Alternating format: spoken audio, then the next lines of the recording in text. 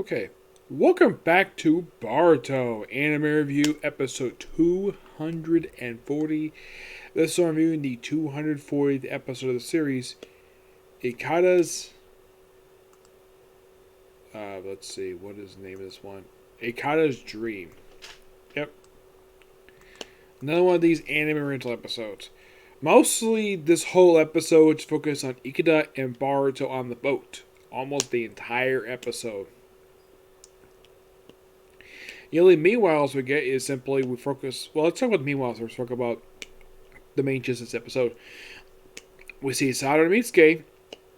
They're just walking about. Of course, Mitsuke is wondering where the heck Kawanki is. Well, he's not in this episode.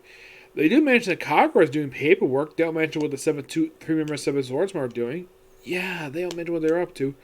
Kawanki is doing whatever the heck he wants. And of course, all getting worried is basically about being rough seas. And like, oh yeah, they have no problem. Basically, he'll be no problem. And then we also see the Futon clan when preparing to ship out, and the fact that this character name they mentioned about Cyrene, and it turns out that I'll get to that more about her and her connection to one of the characters. So in the case of Boruto and Ikada, where they're just on the boat, just talking for a while. And it's definitely revealed in this episode that Ikada was one to save Boruto last episode. Yep, he's the one who saved him.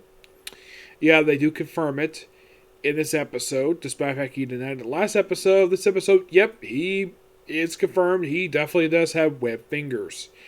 Apparently, they pop up whenever he swims seriously. So they chat for a bit. They reveal that he actually was born at the sea. The fact he said was very young. His sister is annoying to him. They even save a guy's life whose boat capsized. They were able to save no problem. And thanks to Baruto's ninjutsu, thanks to the Shadow Clone Jutsu, created save Ikada and using his Wingale Palm, which by the way he blew away a bunch of debris with that thing, which is not a bad idea to use it against. I mean, you don't necessarily have to use it against other people. You can use it to do away other things. This actually is not a bad idea to do. Then, of course, they finally get to a part out. It's like they just are at sea for a while. And then, because, oh crap, they almost forgot what they realized to get the parts. And they get back, and they get the part in just in time. So, they install it. Ikada finishes it up. And, of course, the boss tells him, don't do this again. He's like, okay, apparently, because his big dream is build a big boat here around the world. And people are like, okay, so apparently he wants to kind of like build something like a cruise ship. He wants to become a cruise ship person. I'm like, okay, interesting.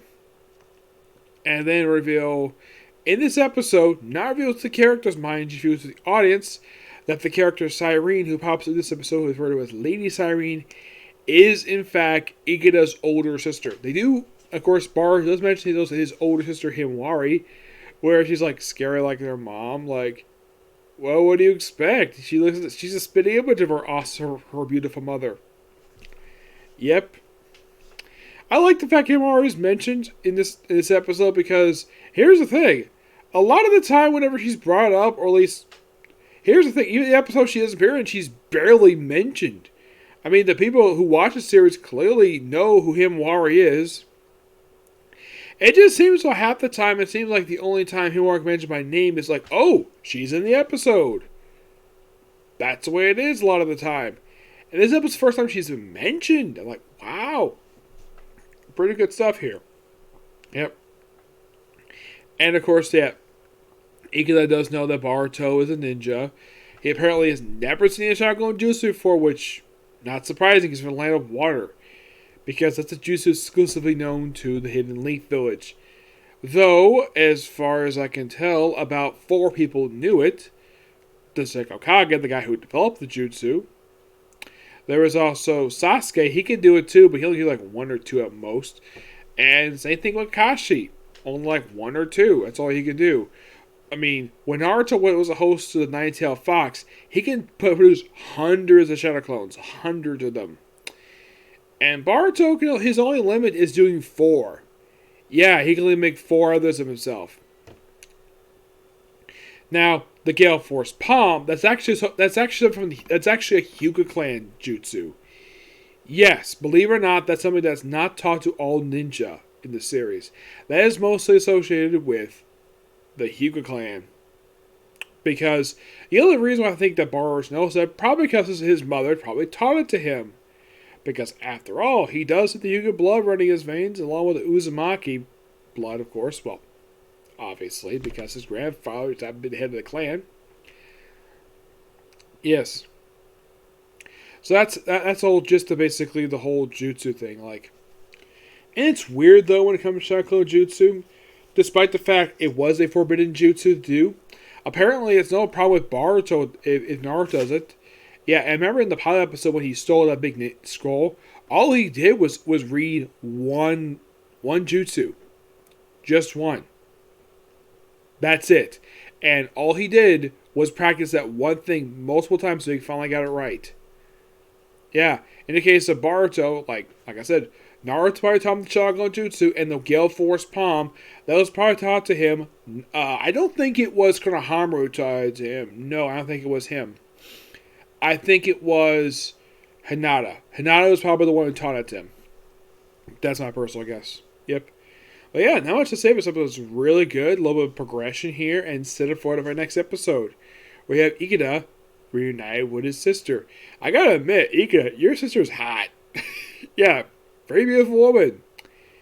And looks like she possibly might be a fish woman. Well, someone who's basically got fish blood in her.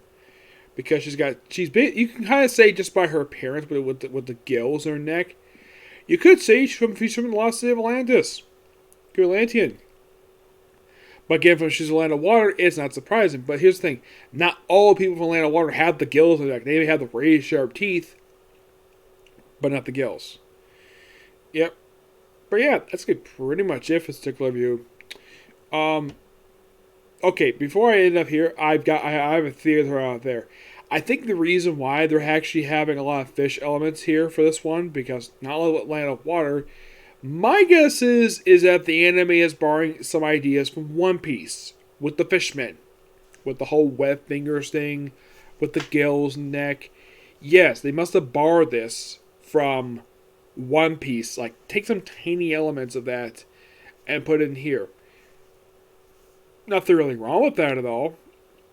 I'm sure Kishimoto must have suggested because he's actually very good friends with Oda. That's my personal theory anyway, so if you all agree or disagree with me, that's fine. Yep.